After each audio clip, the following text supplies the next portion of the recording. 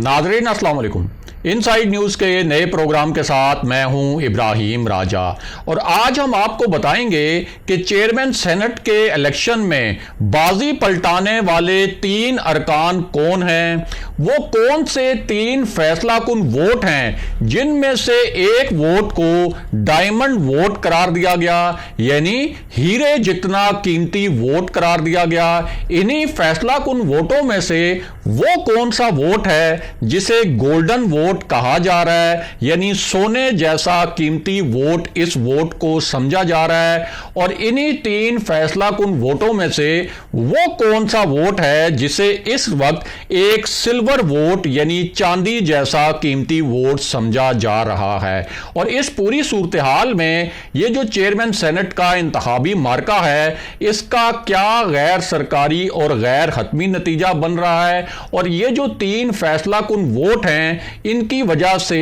पूरी गेम में किस नोयत का ट्विस्ट आया है और इसे पूरी गेम उल्टाने वाला ट्विस्ट क्यों कहा जा रहा है। तो सबसे पहले आपको सेनेट में जो पार्टी पोजीशन है उसमें जो ड्रामाई मोड़ आया है उससे आगाह करते हैं। तो आपको बताएं कि ऑपोजिशन के पास बज़ाहिर सेनेट में 52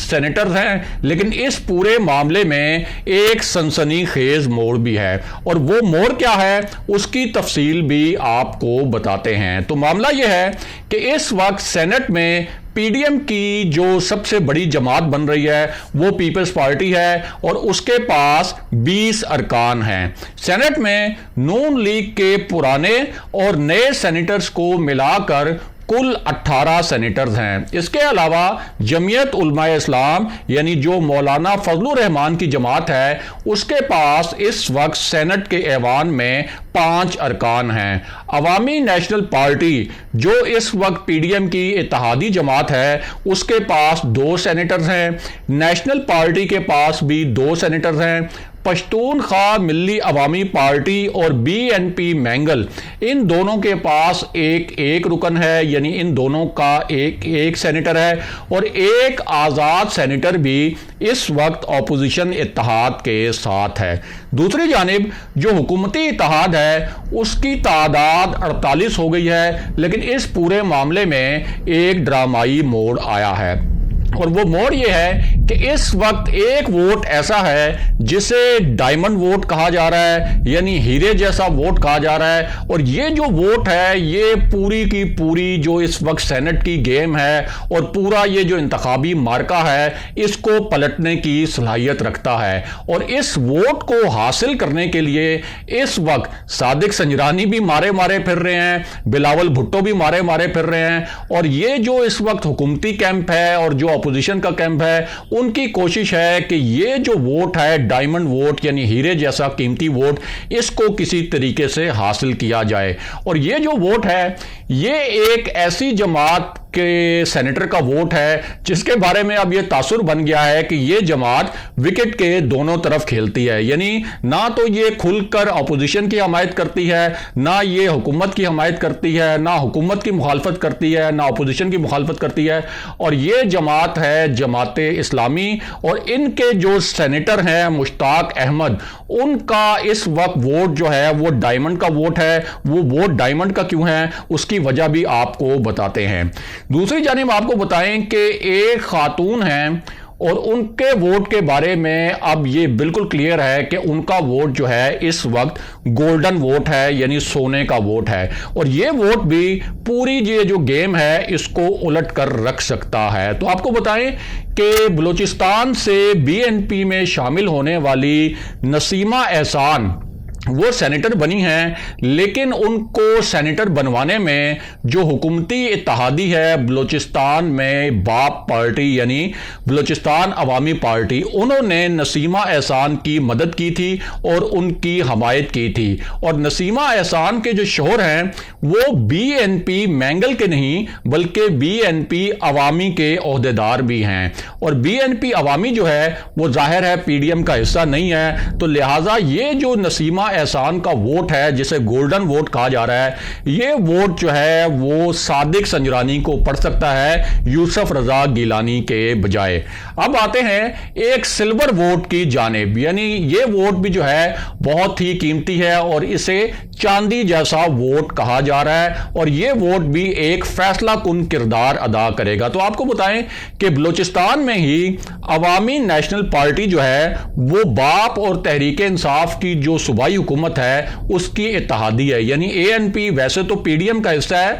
लेकिन बलूचिस्तान में ये बाप और तहरीक इंसाफ की जो एक मखलूत हुकूमत है उसकी इत्तेहादी है। और ANP के जो बलूचिस्तान से सेनेटर मुंतखब हुए हैं उमर फारूक साहब, अब उनको भी सेनेटर मुंतखब करवाने में जो बाप पार्टी है, जो हुकूमती इत्तेहादी है, उसने भी सपोर्ट की। तो इस तरह यह भी अब कहा जा रहा है कि हुकूमत की जो इत्तेहादी जमात है बाप, वो उमर फारूक पर भी अपना असर और रसूख इस्तेमाल कर सकती है और यूं ये वोट जो असूलन यूसुफ रजा गिलानी को जाना चाहिए, ये वोट जो है वो सादिक संजरानी को मिल सकता है। अब आते हैं एक कांसी के वोट के मामले पर। आपने अक्सर देखा होगा खेलों में कि एक सोने का तमगा होता है, एक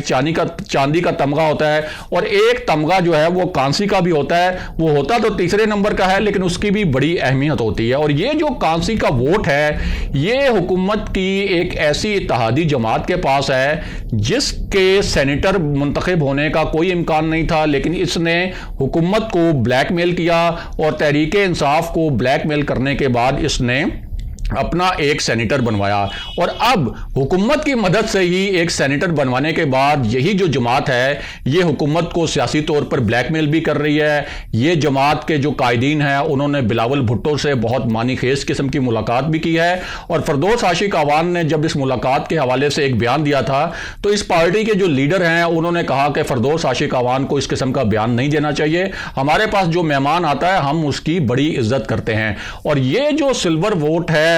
जो कांसी का वोट है, जो कि एक वोट है, ये है काफ लीग के कामिल अली आगा के पास और ये वोट भी बहुत ही कलीदी किरदार अदा कर सकता है। और उसकी वजह यह है कि अगर आप इसहाक डार का वोट निकाल दें,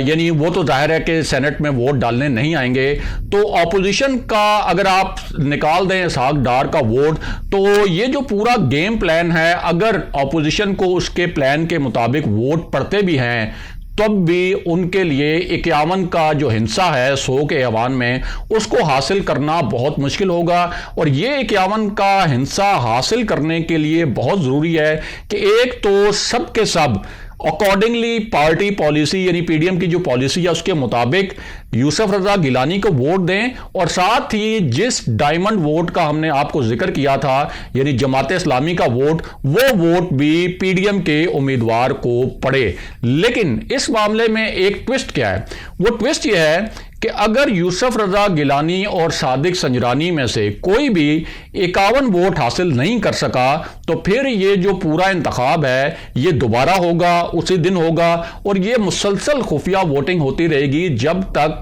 कोई भी उम्मीदवार 100 के ऐवान में 51 वोट हासिल ना कर ले। यानी ये नहीं है कि जिस उम्मीदवार ने वहां जो मौजूद सेनेटर हैं उनमें से अगर एक वोट 2 वोट हासिल कर लिए तो वो चेयरमैन सेनेट मुंतखब हो जाएगा, बल्कि 51 का फिगर हासिल करना जो है वो बहुत जरूरी है। और इसके लिए बहुत जरूरी हो गया है कि जमात इस्लामी यह फैसला करे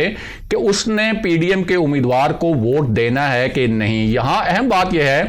कि जो वफाक में सेनेट का इलेक्शन हुआ था, जो सिंध में सेनेट का इलेक्शन हुआ, उसमें जमात इस्लामी ने हिस्सा नहीं लिया था और वोट देने वो नहीं आए थे। और इनके एक रुकन तो जो यूसुफ रजा गिलानी और हफीज शेख वाला इलेक्शन हुआ था उसमें 5 बजे तक इलेक्शन कमीशन उनका इंतजार करता रहा, लेकिन उन्होंने बड़ा तड़पाया, बड़ा सताया इलेक्शन कमीशन को भी, यूसुफ रजा गिलानी को भी, हफीज शेख को। लेकिन अब्दुल अकबर चित्राली साहब जो है उस दिन तो वो वोट देने नहीं आए, लेकिन अगले दिन जब प्राइम मिनिस्टर ने एतमाद का वोट लेना था उस दिन वो उनकी एक ड्रामाई एंट्री हुई कौमी असेंबली में। वो बड़े तैयारी के साथ कौमी असेंबली में आए और लगा ऐसा कि आज शायद वो वज़ीर आज़म को एतमाद का वोट देने आए हैं, लेकिन ड्रामाई तौर पर वो ऐवान में तो मौजूद रहे लेकिन उन्होंने वज़ीर आज़म इमरान खान को एतमाद का वोट नहीं दिया। तो अब ये जो पूरी गेम बन रही है वो असल में तो बज़ाहिर ऐसे लग रहा है कि 51 और 49 की बन रही है, यानी एक मामूली अददी बर्तरी हासिल है इस वक्त ऑपोजिशन के जो उम्मीदवार हैं। लेकिन उसके लिए बहुत ज़रूरी है कि पीडीएम की जो तमाम इत्तेहादी जमातें हैं, ख़ास तौर पे जिन 4 वोटों का हमने आपसे जिक्र किया, ये वोट पीडीएम की पॉलिसी के मुताबिक यूसुफ रजा गिलानी को ही पड़ें। और अगर ये वोट जो हैं इनमें से एक वोट भी इधर से उधर हो गया तो फिर लगता यह है कि पहले मरले में ये मुकाबला बराबर होगा, फिर दोबारा से ये उसी वक्त इलेक्शन होगा, तीसरी मरतबा होगा, और इस तरह ये पूरा मुकाबला जो है लगता है कि बिल्कुल एक टाइट फिनिश होगा इसका, और बहुत ही कांटे का मुकाबला इस वक्त नजर आ रहा है। इसके बावजूद कि बज़ाहिर टेबल पर जो पार्टी पोजीशन है उसमें पीडीएम को मामूली सी अददी बर्तरी हासिल है। अगले प्रोग्राम तक के लिए खुदा हाफिज।